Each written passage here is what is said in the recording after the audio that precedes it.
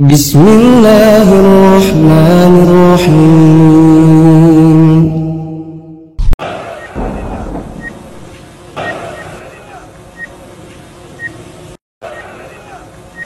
Assalamualaikum warahmatullahi wabarakatuh.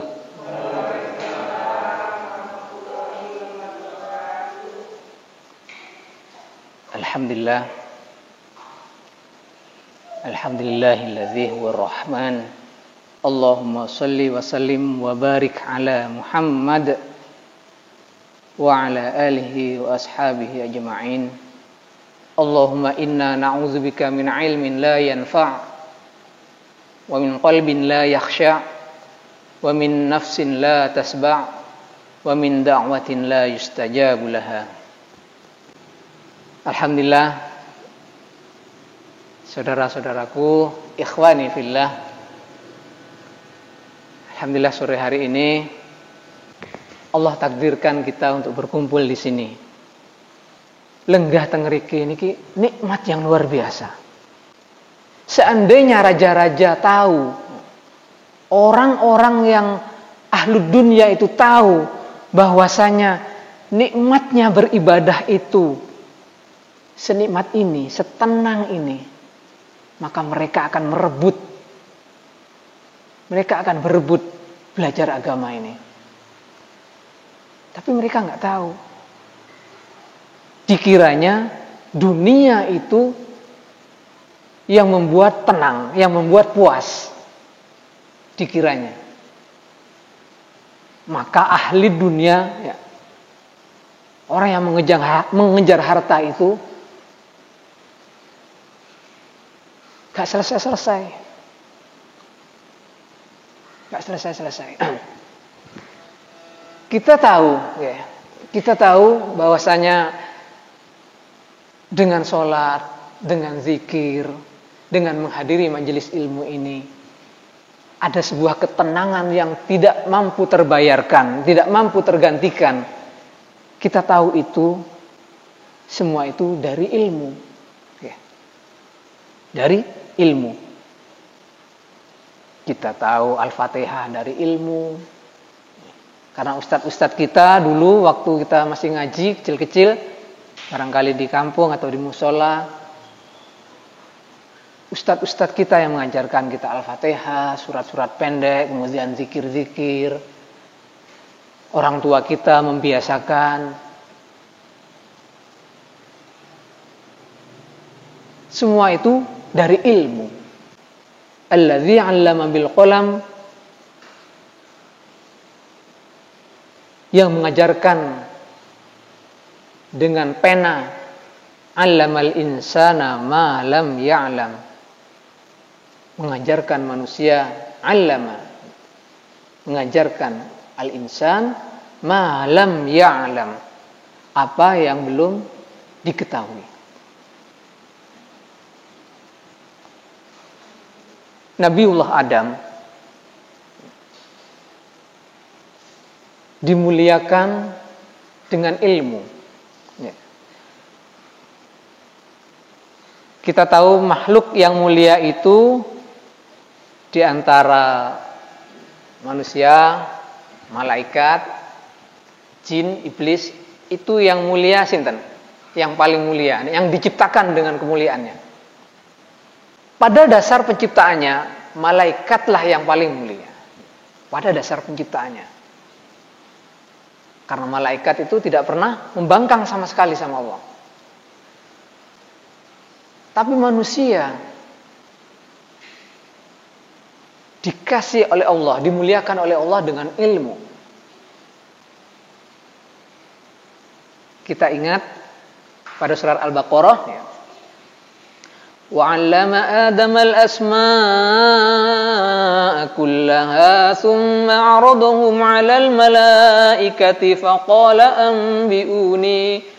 أَنْبِئُونِي بِأَسْمَاءِ هَؤُلَاءِ إِنْ كُنْتُمْ صَادِقِينَ. Dan dia mengajarkan kepada Adam, وَعَلَّمَ آدَمَ الْأَسْمَاءَ كُلَّهَا ثُمَّ عَرَضَهُمْ 'alal malaikati faqala anbi'uni.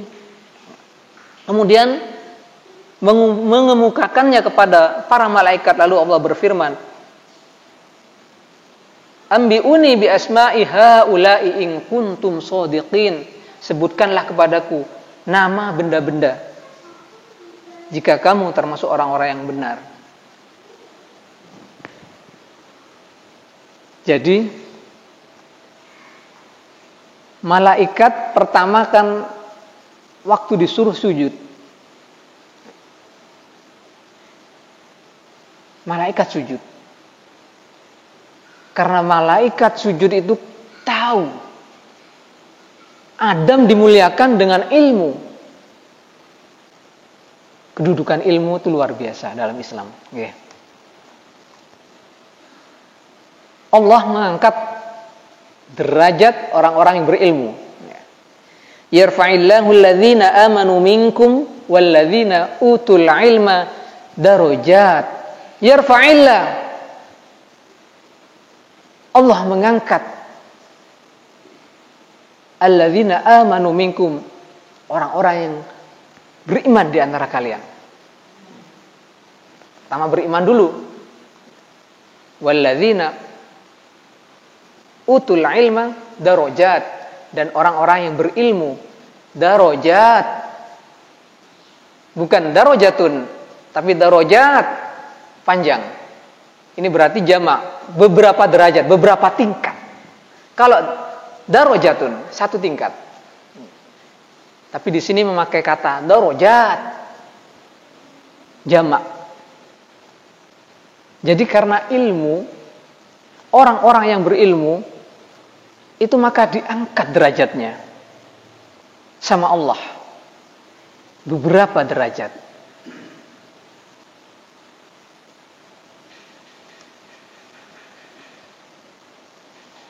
Jadi kedudukan ilmu itu luar biasa dalam Islam. Jadi bersyukur. Bersyukur kita.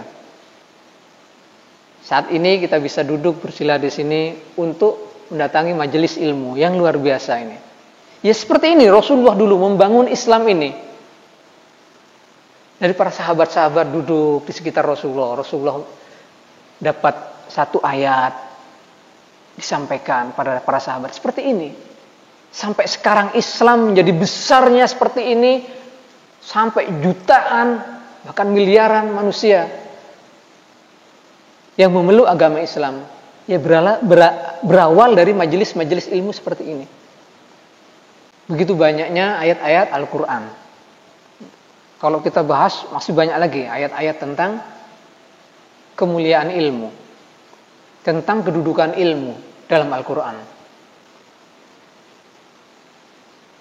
Demikian pula dalam hadis-hadis.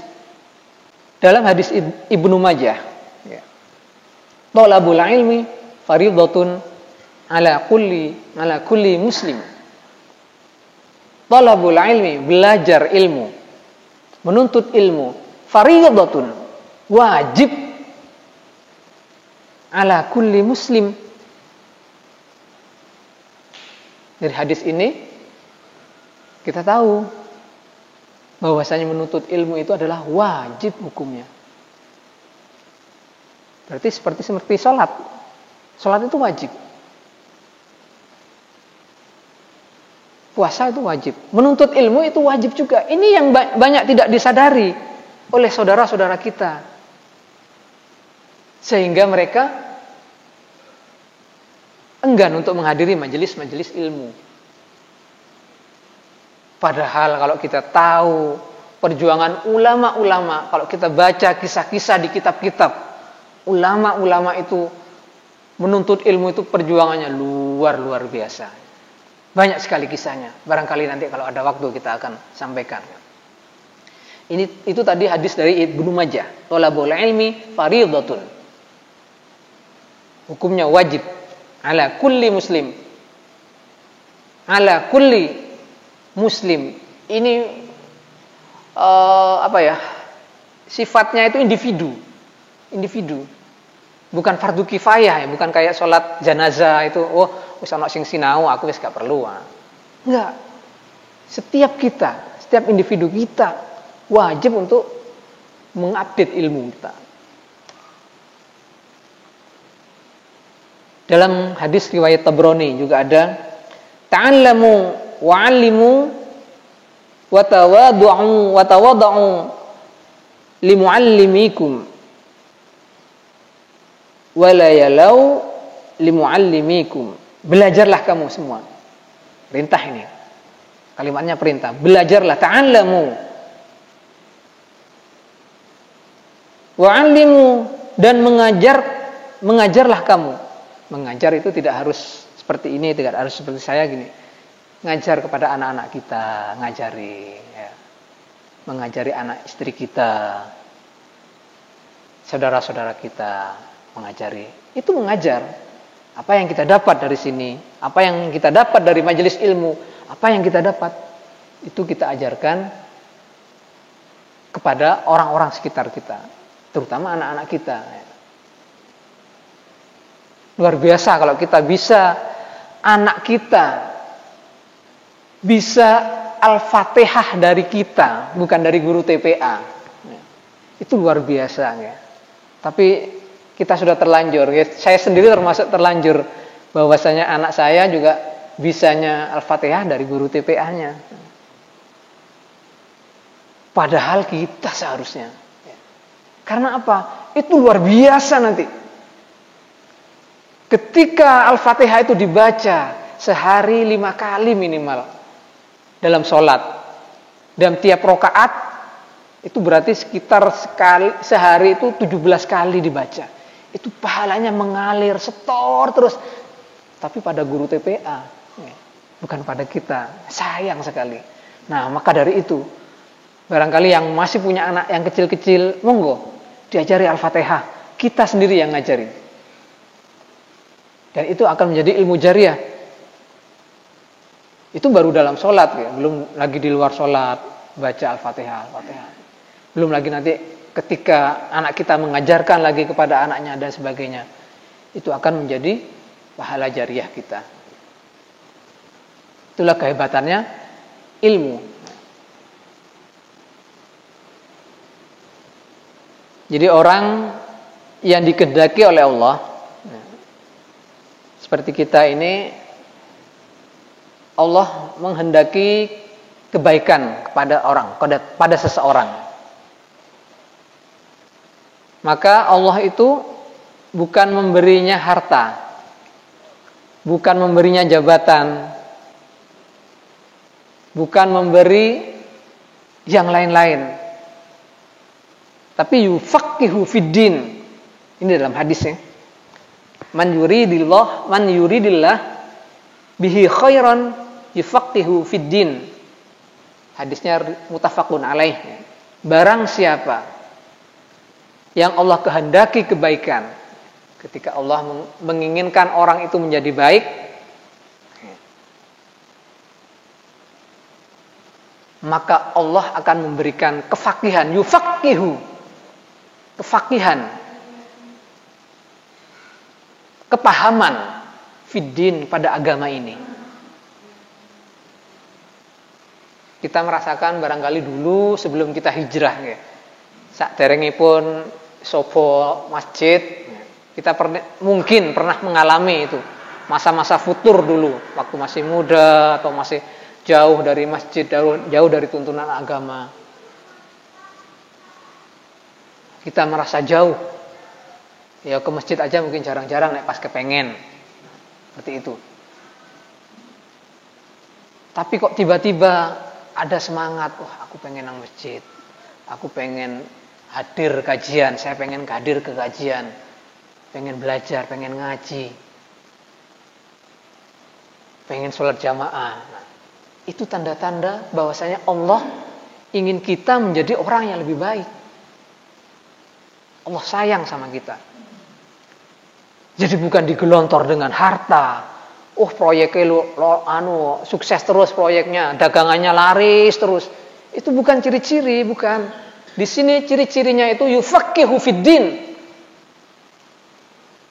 Dipahamkan dengan agama. Maka bersyukurlah, bersyukur ketika di hati kita ada ketertarikan untuk Ngaji apa enggak ya? Ngaji aja. Budal di masjid enggak ya? Budal. Oh, budal. Itu hidayah dari Allah. Hidayah dari Allah. Bersyukur kita. Yufaqihu fid din. Dalam hadis lain,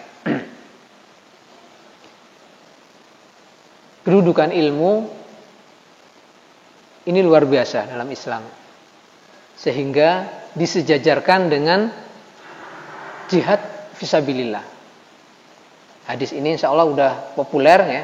Man kharaja fi talabil ilmi fahuwa fi sabilillah hatta yarji'. Man barang siapa kharaja keluar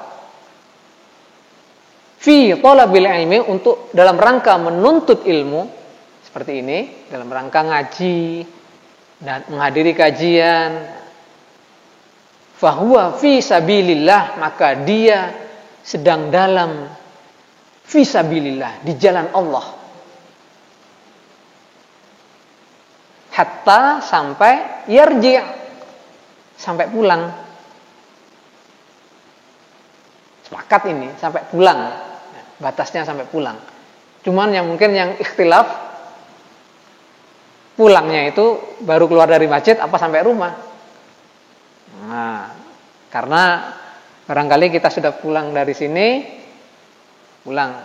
Nah, kemudian barangkali ya qadarullah ya, kita meninggal dalam perjalanan pulang itu, maka itu sudah masuk fisabilillah. Demikian luar biasanya ngaji itu ya. Jadi derajatnya seperti perang fisabilillah, jihad fisabilillah. Kedudukannya. Hatta yarji'. Ya ini ya mungkin ikhtilafnya di sini ya. Pulangnya itu menurut kita, oh pundi Pak, sampun wangsul kok mau. Nah, sampun wangsul. Tapi kata istrinya dereng kok. Nah, dereng wangsul. Nah, berarti dia dalam perjalanan pulang hatta yarji'. Fi'il mudhari' ini. Ya. Hatta yarji'.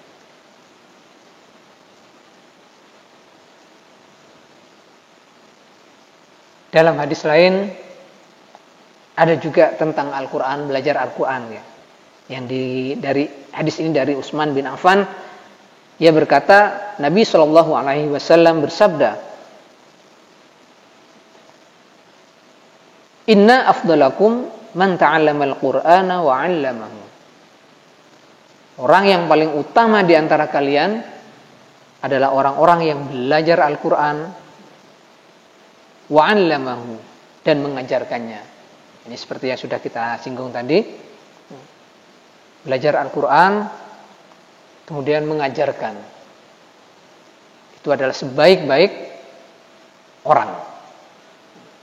Tentunya kita kepingin ya semuanya. Kepingin menjadi orang yang terbaik, dari hamba yang terbaik. Maka jangan sampai dalam sehari kita tidak berinteraksi dengan Al-Quran. Dan ketika kita sudah mampu atau bisa mempelajari Al-Quran, maka 'allamahu wa 'allamahu, mengajarkannya.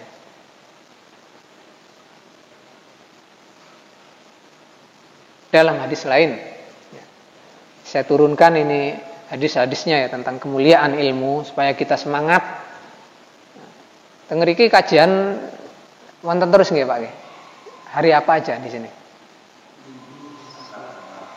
Selasa. Nggih. Apa aja nih anu nek? Ahad sama Selasa. Anu nek apa? Yang dikaji hadis. Riyadhus Shalihin nggih. Tafsir nggih. Al-Lu'lu' wal Marjan, luar biasa nggih niku. Ada 3 nggih. Ini rugi kita kalau enggak datang ini. Nanti kalau dengar kisah-kisah ulama-ulama di sini, wah begitu ruginya kita kalau enggak datang ini. Enggak menghadiri ini. Maka supaya semangat kita nih. Saya turunkan hadis-hadisnya. Dari Abi Hurairah radhiyallahu anhu, Rasulullah sallallahu alaihi wasallam bersabda, "Man salaka tariqan yaltamisu bi fihi ilman, sahalallahu lahu tariqan ilal jannah. Ini hadis ini sudah populer insyaallah ya. Sudah sering mendengar kita, hadis riwayat Muslim ya. Man salaka, barang siapa yang berjalan, salaka yasluku, menelusuri ya. Ada jalan itu ada masa yamsi, ada salaka. Salaka itu lebih ke menelusuri. Makanya ada istilah suluk. Nah, itu suluk itu lelaku ya, nek orang istilah orang-orang itu lelaku. Suluk man salaka tariqan yaltamisu bihi ilman. Man salaka tariqan, barang siapa yang berjalan di jalan yaltamisu fihi ilman, untuk mencari ilmu, sahala Allah akan memudahkan jalannya, tariqan ilal jannah, jalannya menuju surga. Hadis riwayat Muslim. Kemudian satu hadis lagi, yang ini juga insya Allah kita semua sudah paham ya, sering sekali kita dengar, idza matal insan inqata anhu amaluhu illa min salasatin, illa min shadaqatin jariyatin aw ilmin yang yuntafa'u bihi aw waladin sholihin yad'ulah. Jika wafat manusia, inqata amaluhu, terputus semua amalannya, terputus sudah. Illa min salas, shadaqatin jariyatin, sedekah jariah, kita bersedekah untuk ini, untuk masjid ini. Insya Allah ya, dalam pembangunan masjid ini, ketika suatu saat kita dipanggil oleh Allah, kita punya andil di sini, walaupun hanya batu bata atau semen satu sak, selama masjid ini dipakai puluhan tahun, maka pahalanya akan mengalir. Sedekahun jariyatin. Aw ilmin yang yuntafa'u bihi, atau ilmu yang bermanfaat. Itu tadi ilmu yang kita ajarkan bermanfaat, itu akan terus kita dapat transferan ketika kita sudah di alam barzah, nanti di kubur itu kita sudah nggak bisa lagi, nggak bisa sholat, sudah nggak ada sujud, sudah nggak ada apa-apa, nggak ada lagi perintah ibadah, sudah cut, sudah nggak ada perintah, nggak ada kewajiban lagi kita sholat, kita ngapain, nggak ada. Jadi kita hanya dapat transferan pahala dari itu tadi. Ada 3 ini. Awaladun solihin yad'ulah, atau waladun soleh, anak soleh yang mendoakan kita. Itu harapan kita. Anak-anak kita menjadi anak-anak yang soleh semuanya, sehingga ketika kita di alam barzakh nanti doa anak-anak kita bisa terus mengalir. Dalam hadis riwayat lain itu tadi Muslim ya, riwayat Muslim. Kemudian dalam Bukhari ini sama, redaksinya aja yang berbeda. Idza matal abdu, sama, matannya sama, inqata amaluhu illa min salasin, sama ya. Cuman beda redaksinya aja. Ini yang hadisnya Bukhari, yang tadi Muslimnya.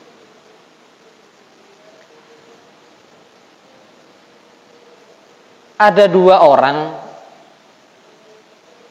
jenis orang yang rakus. Ada 2 jenis orang yang rakus. Rakus niku napa? Kanok warge, kanok warke. Rakus. Pengen terus, kanok mandeke, kanok warke. Sudah dikasih, cari lagi. Sudah dikasih, cari lagi. Ini Rasulullah memberi kita isyaratnya. Ada 2 orang yang rakus. Man huwa mani la yashba'ani talibul ilmi wa talibid dunya.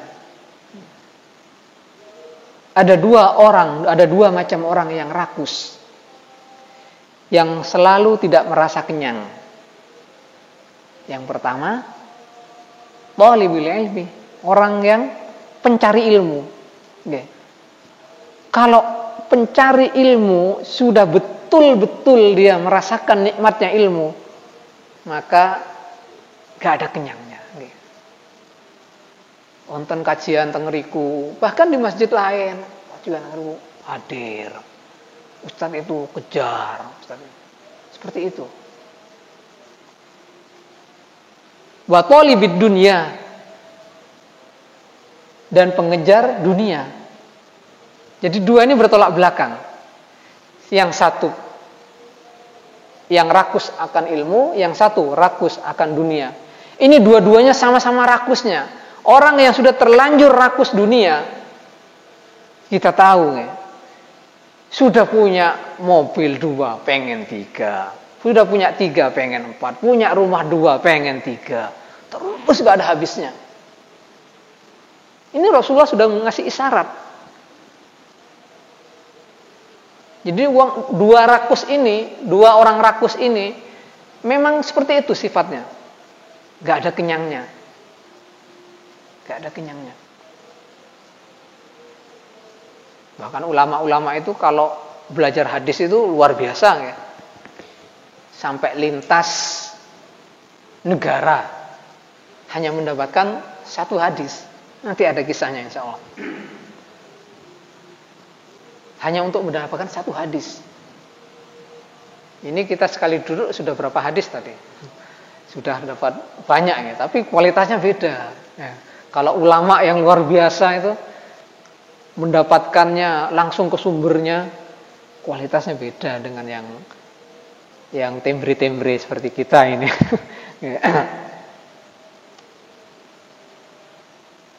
Jadi ilmu itu warisannya Nabi. Ini ada hadis lagi.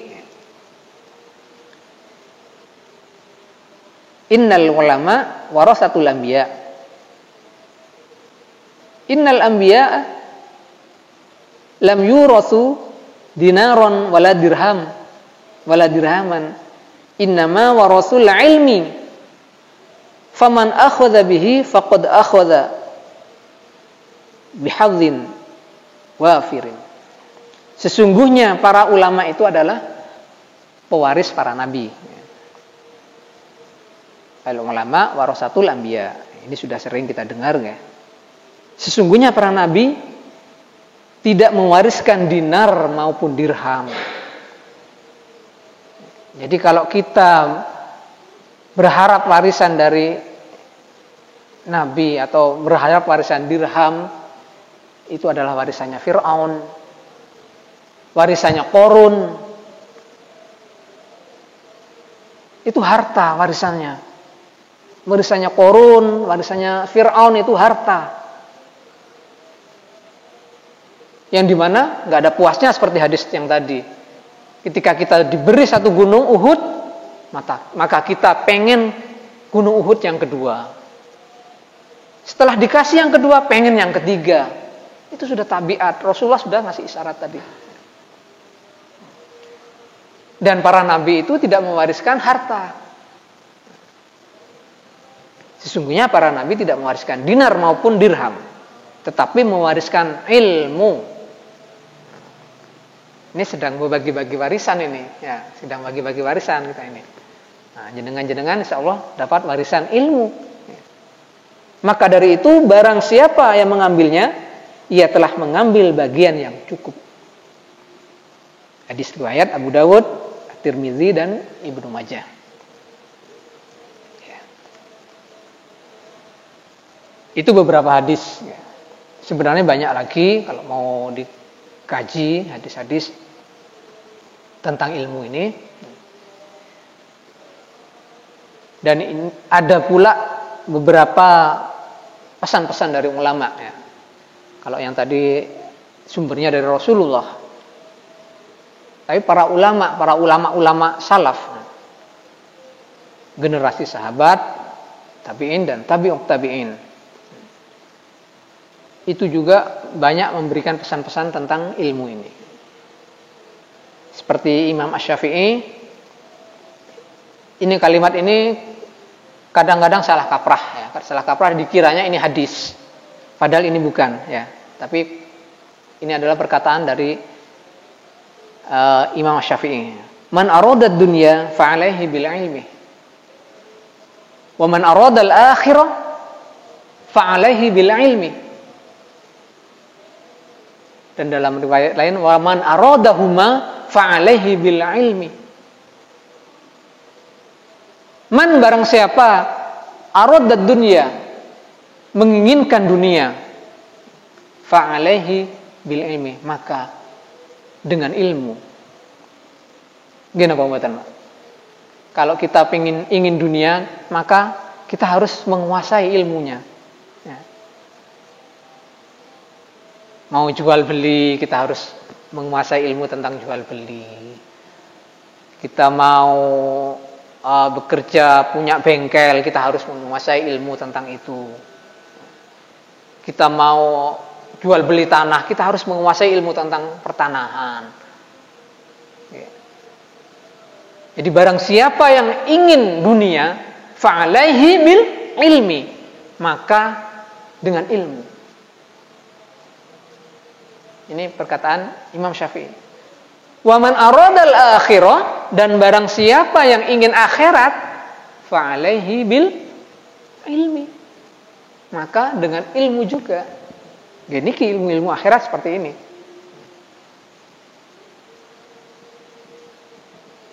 Dan dalam riwayat lain ada kelanjutannya, waman aradahuma, dan barang siapa yang ingin kedua-duanya, ingin dua-duanya, ingin dunia dan ingin akhirat, fa'alaihi bil ilmi, dengan ilmu juga. Datosek sedaya niku kudu diilmoni. Seperti kita yang sudah dewasa, usia di atas 40-an lah, 35, 40 ke atas. Yang dicari sudah tinggal akhiratnya. Akhirat, dunia untuk apa lagi dunia? Tinggal cari akhirat. Fa'alaihi bil, apa tadi kuncinya? Dengan ilmu. Nggih ngaos ngoten niki. Maka ada 3 kajian katanya yang sudah rutin di sini, hadiri. Monggo. Hadiri.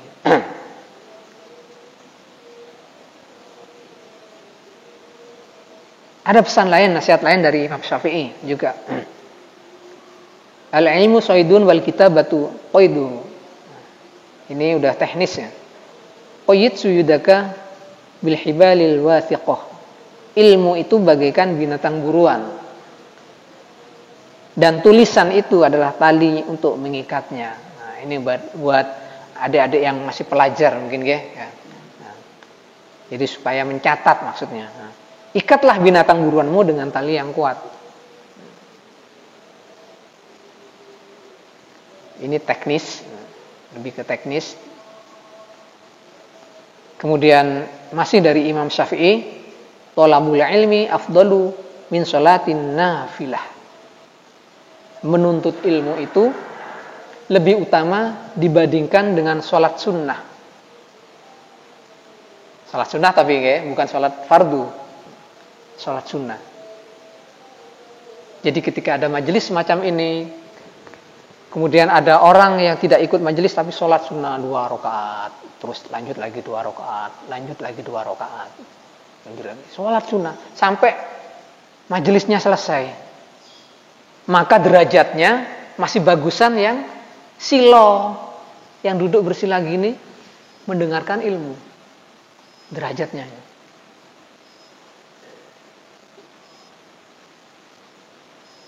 Banyak sekali hadis pendapat ulama atau hadis-hadis tentang majelis ilmu ini.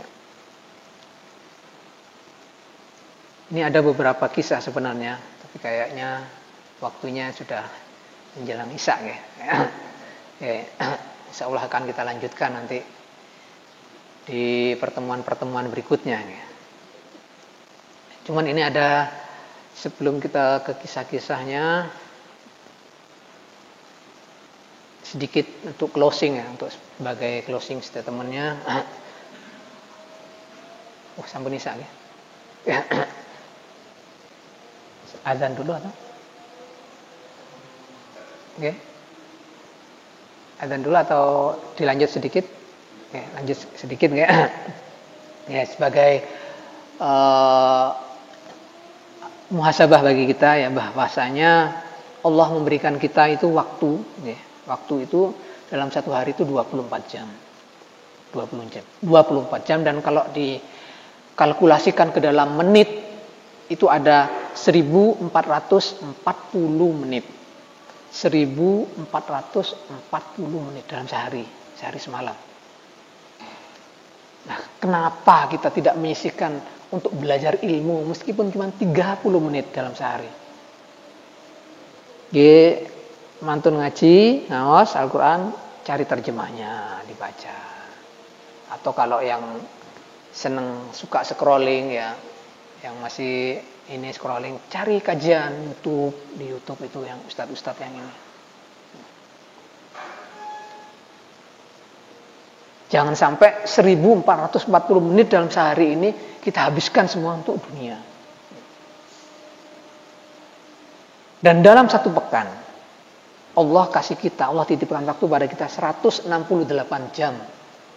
Satu pekan, Senin sampai Ahad, itu 168 jam. Mosok ngaji 2 jam. Kita nggak mau menyisihkan waktu. Mau ngejar apa? Ya, dunia nggak ada di bawah. Ya. Itu sebagai closing statement aja. Ya, semoga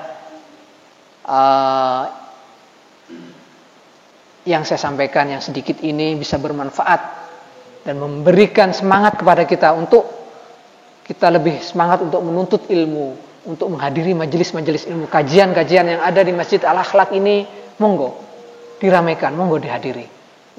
Jangan sampai ketinggalan. Semoga yang sedikit ini memberikan manfaat. Dan semoga apa yang saya sampaikan ini mampu menggerakkan terutama hati saya dan jenengan-jenengan, dan jenengan mampu mengajak saudara-saudara atau keluarga nantinya untuk menghadiri majelis-majelis ilmu. Kurang lebihnya mohon maaf. Wallahu a'lamu bishawab wa huwal hadi ila sabilir rasyad. Wassalamualaikum warahmatullahi wabarakatuh.